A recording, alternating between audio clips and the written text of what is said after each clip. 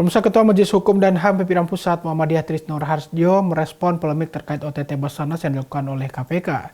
Trisno menyayangkan polemik Basarnas dan KPK yang belakangan bersih tegang, dan Trisno berharap ke depan ada upaya-upaya yang dilakukan Presiden Joko Widodo untuk mengganti pimpinan KPK. Komisi Pemberantasan Korupsi ini semakin mendekati akhir. Ini makin banyak masalah yang perlu untuk diselesaikan dengan sebaik-baiknya. Karena KPK itu memiliki marwah yang tidak boleh diabaikan, tetapi marwah ini tidak dijaga oleh pimpinan KPK. Jadi kami Majelis Hukum dan HAM Pimpinan Pusat Muhammadiyah sudah menegaskan sebaiknya pimpinan KPK periode ini berakhir. Dan kemudian dilakukan pemilihan KPK, pimpinan KPK selanjutnya. Jadi komisioner-komisioner ini haruslah digantikan. Dan yang terakhir kaitannya dengan kasus korupsi yang melibatkan Kabasarnas ini tentu menjadi sebuah persoalan yang kembali menunjukkan ada masalah di dalam penegakan hukum korupsi yang dilaksanakan oleh KPK. Kami sangat menyayangkan hal ini.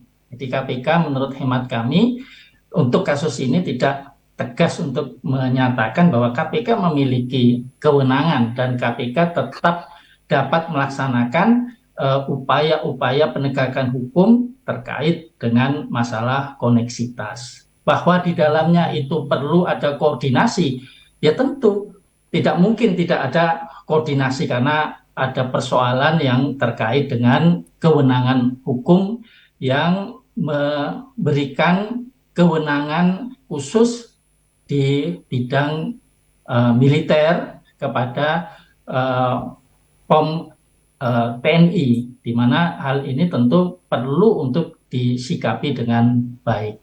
Tapi bukan kemudian permohonan maaf yang muncul dan kemudian melakukan penyerahan. Meskipun itu dapat dilihat sebagai suatu upaya untuk meredakan ketegangan, akan tetapi di mata publik kami melihat ini adalah sebuah persoalan mendasar di mana KPK tidak siap untuk menangani perkara korupsi yang seharusnya siap, ya.